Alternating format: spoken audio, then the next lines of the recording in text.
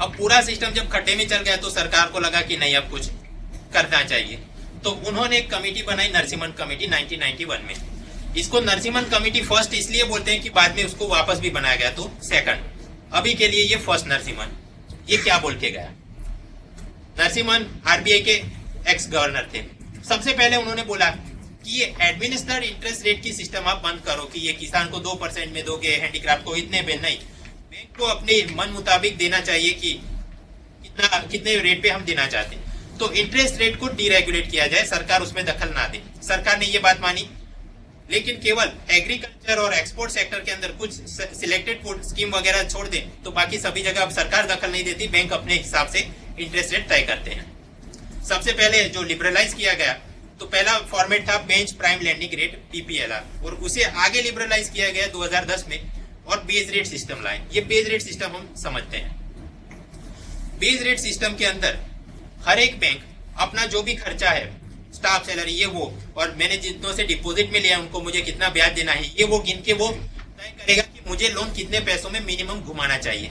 तो वो एक तय करेगा base rate. For example suppose कि एसबीआई ने तय किया मेरा बेस रेट है 10%, तो बाकी उसके जितने भी लोन प्रोडक्ट्स हैं वो सारे ही बेस रेट के साथ लिंकअप कर दिए जाएंगे। फॉर एग्जांपल कार लोन, तो बेस रेट प्लस 0.75, तो ये हो जाएगा 10.75। टू व्हीलर का होम लोन, एजुकेशन लोन, ये वो करके वो पूरा सिस्टम, तो एक ट्रांसपेरेंसी आ जाएगी। और जब भी एसबीआई को लगे कि ये रेपो रेट में कुछ कमी आई है और मुझे अपना लोन रेट्स वगैरह कम करना चाहिए, तो वो एक एक करके बदलाव नहीं करेगा कि मैं कार लोन इतने में दूंगा, नहीं, वो केवल अपना बेस रेट नीचे कर देगा और बाकी के रेट अपने आप आपको नीचे हो जाएंगे। तो इस प्रकार से एक ट्रांसपेरेंसी और प्रोफेशनलिज्म बैंक के अंदर लाया गया in the interest rate system. आगे बात, ये जो प्रायोरिटी सेक्टर लैंडिंग होता है, हमने पहले भी देखा था कि कुछ किसानों को, माइनॉरिटीज वगैरह को कुछ पैसा अपने लोन में देना है, तो नरसिम्हन ये बोल के गए कि प्रायोरिटी सेक्टर लैंडिंग में भी अगर आप लोन में पैसा दे रहे हैं तो उनको भी सामान्य ब्याज दरों पे ही दीजिए, ऐसा नहीं कि उन्हें कुछ कम दामों में दिया जाए। सरकार ने ये भी बात मानी, लेकिन केवल किसानों को ये इंटरेस्ट सबवेंशन और एक्सपोर्ट वालों को दिया जाता है। इंटरेस्ट सबवेंशन का मतलब कि अगर कोई किसान अप टू 3 लाख रुपए का लोन लेता है एग्रीकल्चर के लिए, तो उसे 6% में दिया जाएगा, और अगर वो नियमित रूप से इंस्टॉलमेंट भरता है तो सरकार अपनी तरफ से 2% खुद भरेगी, तो उसे इफेक्टिवली होगा 4% में। ये पूरा है इंटरेस्ट सबवेंशन।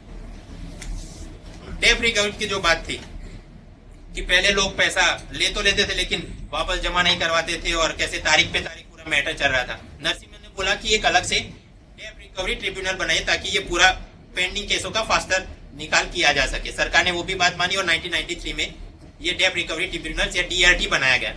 आगे चल के एक अलग से कानून बनाया गया, सरफायसी एक्ट इन द ईयर 2002। इसके अंतर्गत जो प्रोविजंस काफी कठिन कर दिए गए। फॉर एग्जांपल कि जो कोई व्यक्ति लोन नहीं रिपे कर रहा है और अगर बैंक उसके सामने प्रोसीड करती है कि हम आपकी प्रॉपर्टी जब्त करके उसकी नीलामी करेंगे, तो वो व्यक्ति फिर सिविल कोर्ट या हाई कोर्ट में नहीं जा पाएगा, उसे आना पड़ेगा अलग से डेट रिकवरी ट्रिब्यूनल में। और इसकी पूरी टेक्निकल नियम इस प्रकार से बनाए गए हैं कि वो ज्यादातर केस में स्टे ऑर्डर देगा ही नहीं, और इसके ऊपर जो एपेलेट बोर्ड होगा वो भी आपके हक में कुछ देगा नहीं। तो इस प्रकार से बैंकों को और पावर दिए गए ताकि वो अपना लोन रिकवर कर सके, एनपीए कम कर सके। ब्रांच एक्सपांशन पॉलिसी को भी लिबरलाइज करवाइए, ऐसा नरसिम्हन बोल के गए। पहले ये था कि सभी सरकारी बैंकों की सारी ब्रांच हम केवल अमेठी और रायबरेली में ही खोलनी है, ऐसा नहीं, जहां उनको ठीक लगे उस जगह पे उन्हें खोलने दीजिए। ये बात सरकार आरबीआई ने मानी, और लेटेस्ट सिस्टम ये है 1 साल के अंदर कोई बैंक चाहे उतनी ब्रांच जहां चाहे वो खोल सकती है, बट द कंडीशन है कि उसमें से 25% वो ग्रामीण इलाकों में आपने खोलनी पड़ेगी, बाकी 75 आप अपने हिसाब से खोल। तो इस प्रकार से ब्रांच एक्सपांशन पॉलिसी को भी लिबरलाइज किया गया। आगे बात, ये जो मैंने बताया कि जब रिजर्व रेशियो सीआरआर और एसएलआर काफी ऊंचे होते हैं तो इकोनॉमी पे उसकी क्या नेगेटिव इफेक्ट रहती है। नरसिम्हन ने बोला कि उसे आप कम करिए, तो धीरे धीरे कम करते, ये 15 था आज घट के हो गया सीआरआर 4, एसएलआर भी उस जमाने में 40% था, कम होते होते आ गया 22%। नॉन बैंकिंग फाइनेंशियल कंपनी, उनका भी एक प्रॉपर रेगुलेटरी फ्रेमवर्क बनाइए।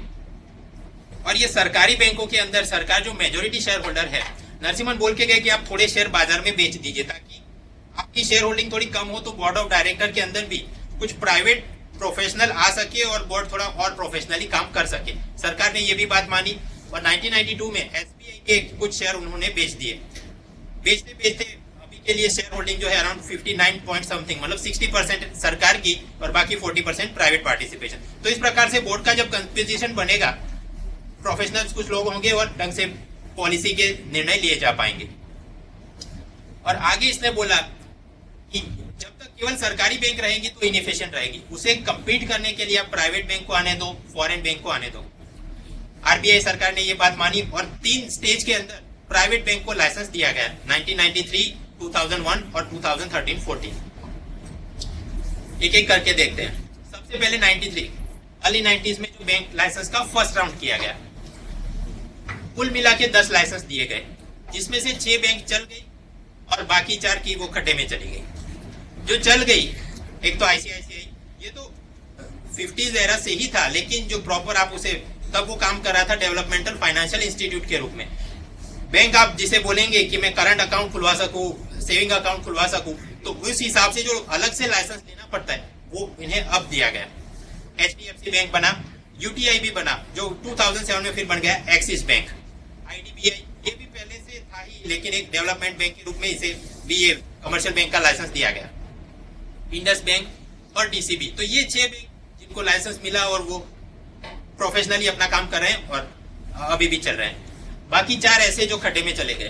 First, global trust bank. 2001 के अंदर वो केतन पारेख ने शेयर मार्केट में स्कैम किया।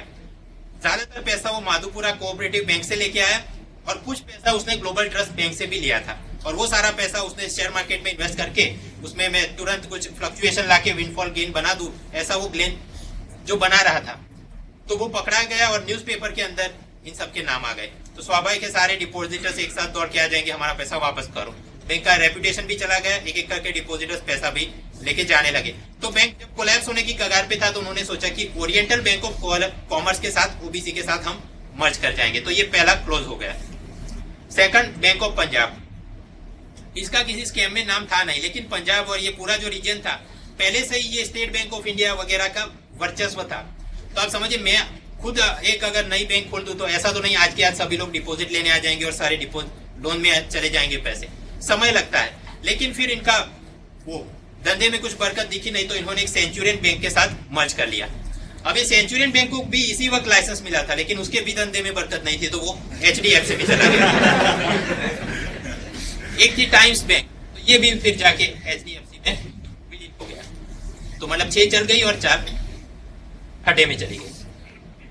बैंकिंग सेक्टर की हमने बात करी, नेशनलाइजेशन की बात करी कि उसमें क्या खामियां थी। फिर नरसिम्हन कमेटी आई, उसने क्या, फर्स्ट कमेटी ने क्या प्रोविजंस दिए और ये बैंकों को सबसे पहले बार फर्स्ट राउंड में क्या लाइसेंस दिए गए।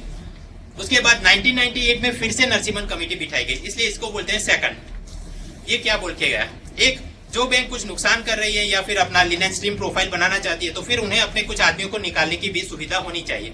वॉलंटरी रिटायरमेंट स्कीम या वीआरएस आप लागू करिए। सेकंड, ये लोन रिकवरी के लिए 93 में आपने डेब्ट रिकवरी ट्रिब्यूनल बनाया, बराबर है, लेकिन कुछ ढंग का एक लीगल फ्रेमवर्क आप बनाइए। सरकार ने वो बात मानी और 2002 में सरफायसी एक्ट बनाया गया। सेकंड, ये लेट 90 से फिर धीरे धीरे कंप्यूटराइजेशन, ऑनलाइन बैंकिंग ये कुछ चल रहा है और नरसिम्हन को लगा कि इसका कोई प्रॉपर फ्रेमवर्क होना चाहिए। प्रॉपर फ्रेमवर्क बनाइए, सरकार ने वो भी बात मान ली, तो पेमेंट एंड सेटलमेंट एक्ट बनाया गया। और अभी जो भी इलेक्ट्रॉनिक फंड ट्रांसफर वगैरह चलता है, फॉर एग्जाम्पल ईसीएस माने इलेक्ट्रॉनिक क्लियरिंग सिस्टम, कि बीएसएनएल का जो भी मेरा बिल आ गया तो मुझे लाइन में खड़ा रहने की जरूरत नहीं, मेरे अकाउंट से वो बैंक से कट हो जाएंगे। एनईएफटी, जिससे हम ऑनलाइन बैंकिंग करते हैं, एक दूसरे को पैसे जमा करवाते हैं, कुछ शॉपिंग कर लिया, ये सारी बात, सारे क्रेडिट कार्ड वगैरह के पेमेंट। और बड़े जो खिलाड़ी रहते हैं, करोड़ों का ऑनलाइन ट्रेडिंग करते हैं, उनके लिए आरटीजीएस सिस्टम। ये बिटकॉइन वगैरह में हम डिटेल में इनके प्रोविजंस देखेंगे, लेकिन ये पूरा कंट्रोल करने के लिए कोई लीगल फ्रेमवर्क होना चाहिए। नरसिम्हन की सलाह पे बनाया गया पेमेंट एंड सेटलमेंट एक्ट। और नरसिम्हन ने ये भी बोला कि वो 4 बैंक खड्डे में गई, ठीक है, लेकिन फिर भी कुछ नई और बैंक को लाइसेंस देना चाहिए, फॉरेन बैंक को भी आप आने दीजिए। फिर से सरकार ने भी बात मान ली और उस वक्त के गवर्नर ने भी। तो 2001 के अंदर वापस नोटिफिकेशन किया गया कि जिसने से भी बैंक का लाइसेंस लेना है तो क्लास 10 और 12 की मार्कशीट और 3 फोटोग्राफ के साथ 7 दिनों के अंतर्गत आप हमको अप्लाई करो। 2 बैंक आई और वो चली गई, मतलब ढंग से चली, कोटक महिंद्रा बैंक और यस बैंक। इन दोनों को सेकंड राउंड के अंदर लाइसेंस इस प्रकार से मिले। एक और बात के नरसिम्हन करके गए, क्लासिफिकेशन हम कई समय से देख रहे हैं, एक तरफ रहता है आलोकनाथ और सामने विजय माल्या और non banks and NBFC, bank और नॉन बैंक इस प्रकार का। ये नरसिम्हन सेकंड के आने से पहले क्लासिफिकेशन कुछ इस प्रकार था कि फाइनेंशियल इंटरमीडियरी 3 टाइप के रहते हैं, bank, non banking financial institutions और डेवलपमेंटल फाइनेंशियल इंस्टीट्यूशन, ये आईसीआईसीआई, आईडीआईबी वगैरह। नरसिम्हन बोल के गया कि ये 3 वाला क्लासिफिकेशन सुपरविजन वगैरह में दिक्कत रहती है, स्ट्रीमलाइन होना चाहिए, एक तरफ रहने चाहिए बैंकिंग इंस्टीट्यूशन और सामने रहने चाहिए नॉन बैंकिंग फाइनेंशियल इंस्टीट्यूशन। तो ये जो मॉडर्न अपना क्लासिफिकेशन चलता है ये नरसिम्हन की देन है। तो कई रूप से हम ये भी बोल सकते हैं कि नरसिम्हन वो हमारे बैंकिंग सेक्टर के पितामह है, या अपना जो मॉडर्न बैंक सिस्टम है वो उनके दिमाग की उपज है। जो मैं पहले भी बता चुका हूं कि सीसेट में ये डेट्स, नेम्स, नंबर इस प्रकार के कुछ निकलते नहीं, लेकिन मुख्य परीक्षा के अंदर एक नया टॉपिक है आजादी के बाद का भारत। तो आजादी के बाद के भारत में कुछ इकोनॉमी एंगल की बात करनी हो तो बैंकिंग सेक्टर का भी कुछ जिक्र अगर करना पड़े तो थोड़े फॉर्डर पॉइंट्स अपने दिमाग में होने चाहिए, इसलिए पढ़ लिया। अब बात करते हैं न्यू बैंक लाइसेंस की। 2 राउंड तो हमने समझ लिए, पहले 10 थी, फिर दूसरी 2 कोटक यस बैंक आई, फिर थर्ड राउंड जो चला 2013 में वापस एप्लीकेशन इनवाइट की गई। Ambani, Birla, Bajaj, Tata, Muthoot finance, Indian post, इन सभी ने अप्लाई किया। 2 लोगों ने अपना अर्जी वापस ले लिया, टाटा एंड वीडियोकॉन। तो इस प्रकार से कुल मिला के 25 अर्जी आई कि हमको भी अब कमर्शियल बैंक का लाइसेंस दीजिए। अब राजन भाई को और भी कुछ काम रहते हैं, तो फिर उन्होंने क्या किया, नीचे डेलीगेट कर दिया कि मॉनेटरी पॉलिसी के अंदर रिफॉर्म लाने हैं, उर्जित पटेल कमेटी बनाई, फाइनेंशियल इंक्लूजन कुछ करना है, नचिकेत मोर बनाएगा। और ये जो अपना बैंक लाइसेंस की ये 25 अर्जी आई है, इसको जरा आप शॉर्ट लिस्ट करिए, ये पूरा काम दिया गया बिमल जालन को। RBI high level advisory committee headed by Bimal Jalan. एक खास बात ये याद रखिए, यहाँ तो आपने भी रट लिया होगा कि बंधन, आईडीएफसी 2 बैंकों को लाइसेंस मिला था। इसके अलावा एक तीसरी बैंक को भी लाइसेंस मिला था, भारतीय महिला बैंक को, सितंबर 2013 में। लेकिन वो सरकारी बैंक है, वो अलग से आई है। ऐसा नहीं कि ये 25 के साथ उसने भी अर्जी लगाया था और नंबर लग गया, नहीं, वो पूरी सिस्टम अलग है। एमसीक्यू के लिए ये फैक्ट आप याद रखिए। एनीवेज, तो फिर ये बिमल जालन ने पूरा शॉर्टलिस्टिंग का काम खत्म किया। फरवरी में उन्होंने फरवरी 2014 के अंदर रिपोर्ट दिया। फिर मार्च के अंदर ऐसा लगा कि वो इलेक्शन कमीशन की कुछ model code of conduct break हो जाएगा, तो उनसे परमिशन और लिया। फिर अप्रैल के अंदर इन प्रिंसिपल अप्रूवल दिया गया 2 जनों को, एक तो बंधन financial services and second is IDFC. शब्द है इन प्रिंसिपल अप्रूवल, इसका मतलब ये कि उस अप्रैल महीने से लेकर 18 महीनों के अंदर इन्होंने 2 शर्तें पूरी करनी है। एक, इनका नेटवर्थ 1000 से ज्यादा होना चाहिए, और सेकंड, इनकी 25% ब्रांचेस अनबैंक रूरल एरियाज में, जहां पहले से कोई अन्य बैंक ने प्रेजेंस नहीं बनाए, ऐसे में आप करिए।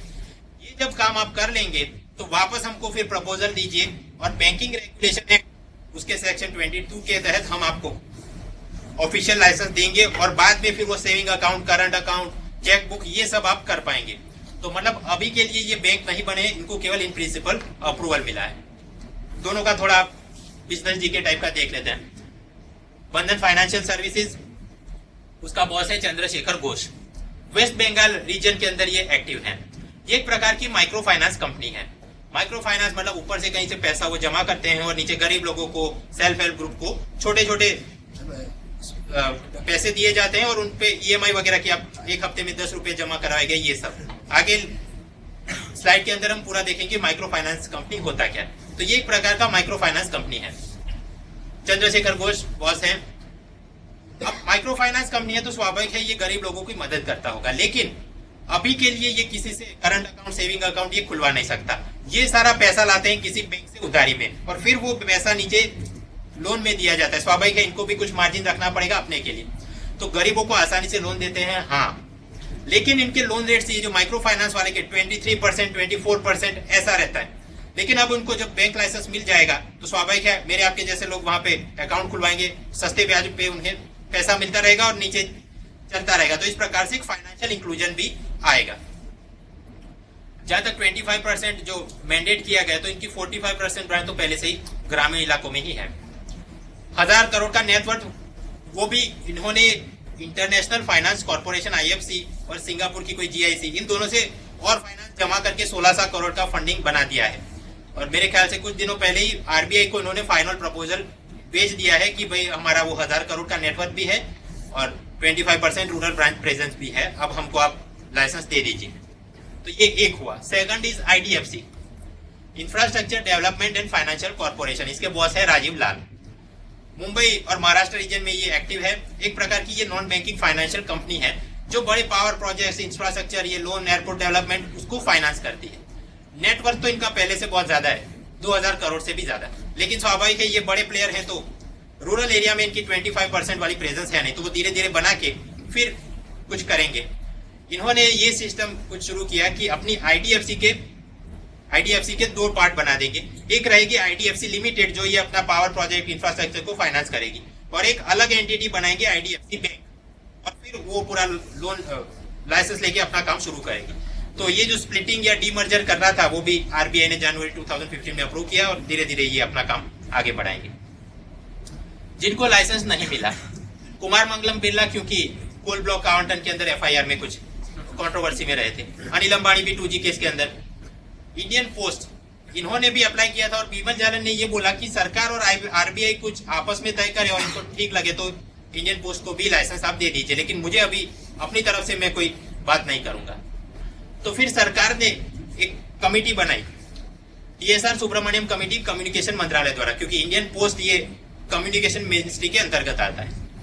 ये TSR सुब्रमण्यम पहले for leveraging the post office network, ये इसका ऑफिशियल नेम। दिसंबर 2014 में इसने कुछ अपने रिकमेंडेशन दिए। इसने ये बोला कि हाँ, इंडियन पोस्ट को भी बैंक का लाइसेंस देना चाहिए, लेकिन कुछ हम रीऑर्गेनाइजेशन करें कि एक वर्टिकल हम इंडियन पोस्ट का बना दे कि वो केवल बैंकिंग सेक्टर और उसका ही काम देखे, एक वर्टिकल जो केवल इंश्योरेंस का काम देखे, एक वर्टिकल ये ई कॉमर्स और स्नैपडील, फ्लिपकार्ट इनके पार्सल डिलीवरी का काम देखे। इस प्रकार के अलग अलग पिलर बना के फिर एक पिलर केवल बैंकिंग का काम देखे, इस प्रकार से कुछ करना चाहिए। तो ये प्रपोजल में चल रहा है, इन फ्यूचर कुछ हो सकता है। बात जो कर रहे थे, एवोल्यूशन देख लिया, नेशनलाइजेशन और उसकी समस्या है। नरसिम्हन फर्स्ट क्या बोल के गए, सेकंड क्या बोल के गए। प्राइवेट बैंक लाइसेंस के अंदर 2 जो बने थे, बंधन और आईडीएफसी, उसका बिजनेस जी के कुछ देख लिया। आगे एक बात, भारतीय महिला बैंक, इसका कैसे ओरिजिन क्या है। बजट 2013 के अंदर चिदम्बरम ने ये कहा कि हम 1000 करोड़ देके एक अलग से बैंक महिलाओं के लिए बनाएंगे, भारतीय महिला बैंक। तो 1000 करोड़ सरकार ने दिए, इसलिए ये 100% स्टेट ओन्ड बैंक या सरकारी बैंक है। पूरा का पूरा मालिक कौन है, सरकार है। ठीक है, पैसे तो दे दिए, लेकिन आप इसे कैसे वर्कआउट करेंगे, उसके लिए MBN राव पैनल बनाई गई, ये जो कैनरा बैंक के उस वक्त चीफ थे। खैर, ये महिला बैंक या भारतीय महिला बैंक ये कोई पूरे विश्व में अनोखा प्रयोग सबसे पहली बार हो रहा है, जवाब है ना।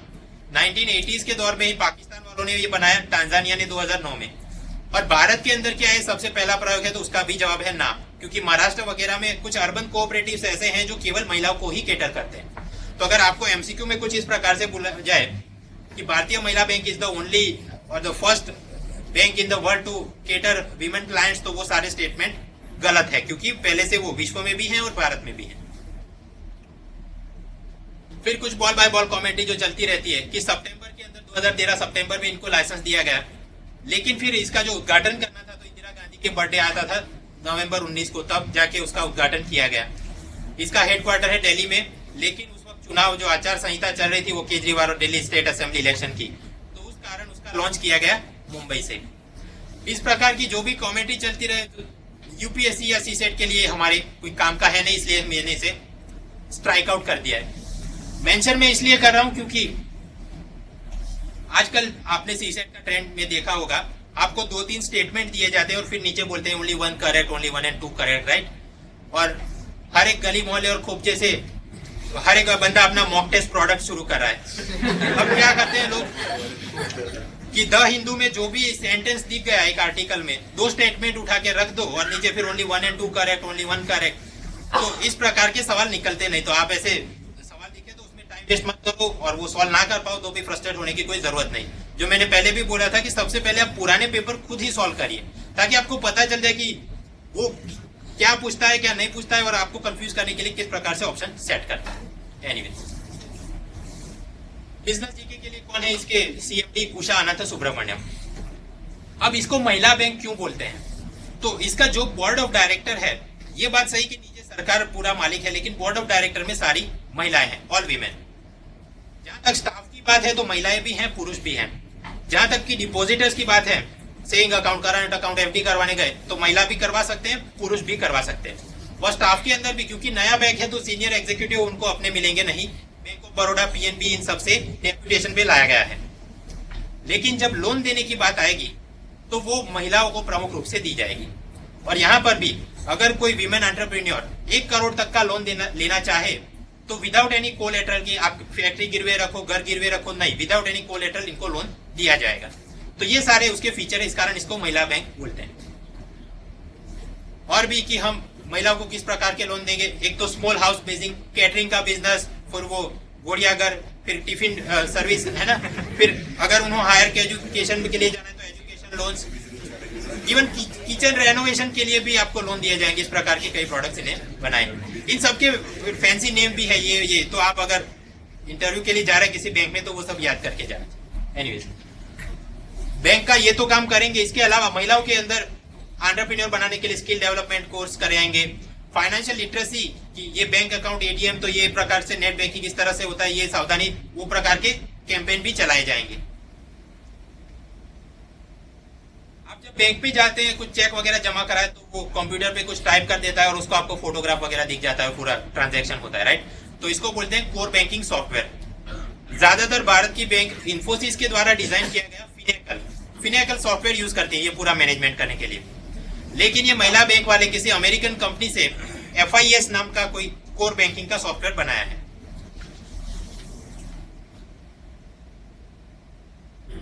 बैंकिंग का अगर आप एग्जाम दे रहे हैं तो ऐसा ट्रिवियल जीके आपको परेशान कर सकता है, या फिर इवन यूपीएससी या MBA वगैरह इंटरव्यू में अगर आपने कुछ MCA या फिर MSc IT वगैरह किया है तो फिर टेस्ट करने के लिए कि बोलो बैंक के अंदर क्या सॉफ्टवेयर यूज होता है तो फिनेकल होता है। ये सारा अपनी प्रोफाइल के हिसाब से आपने तैयार करते रहना चाहिए।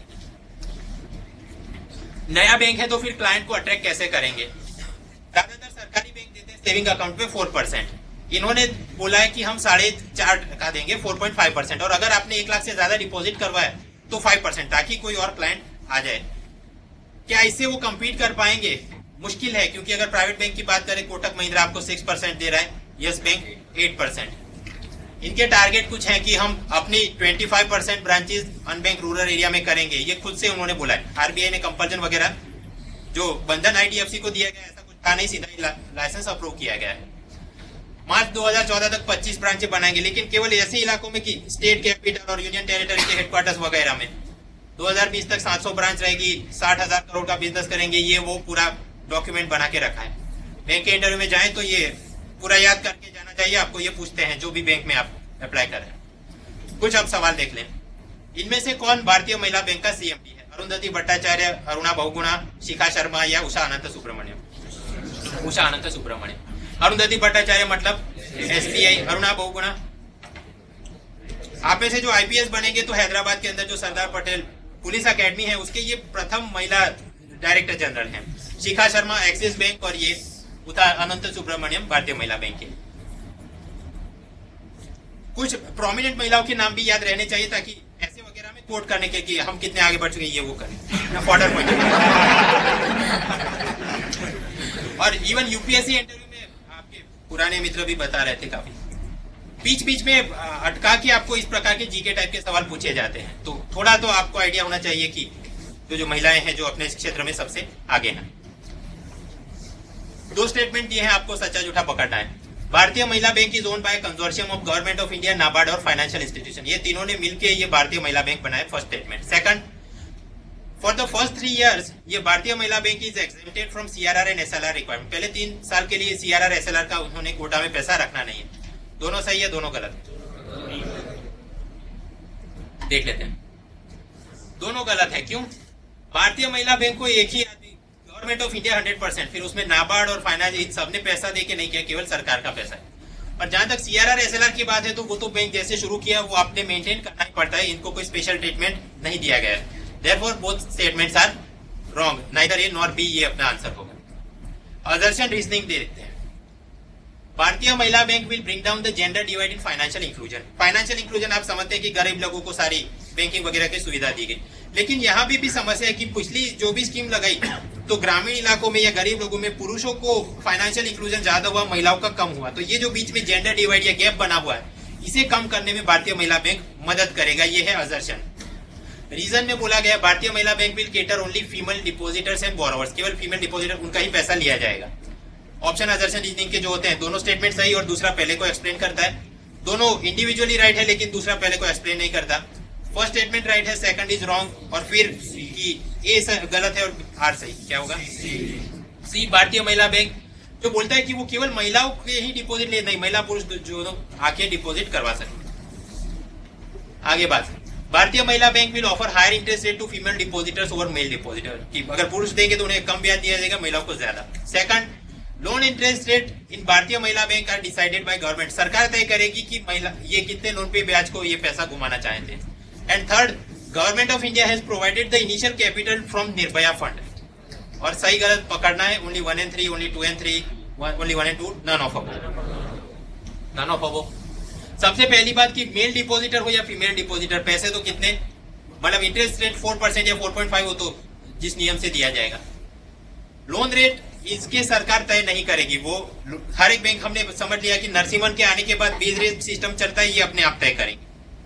सरकार ने 1000 करोड़ दिए हैं, सही बात, और पैरेलल एक निर्भया फंड भी बनाया गया था दिसंबर 2012 के अंदर। वो जो घटना के बाद सरकार को लगा कि एक अलग से फंड बनाए जिसके अंदर से महिला सुरक्षा के लिए कुछ प्रोजेक्ट वगैरह चलाना हो तो पैसा देंगे, तो निर्भया फंड 1000 करोड़ से बनाया गया था। लेकिन वो 1000 करोड़ यहाँ रख के महिला बैंक खड़ा नहीं किया गया, ये 1000 करोड़ अलग से दिए गए हैं।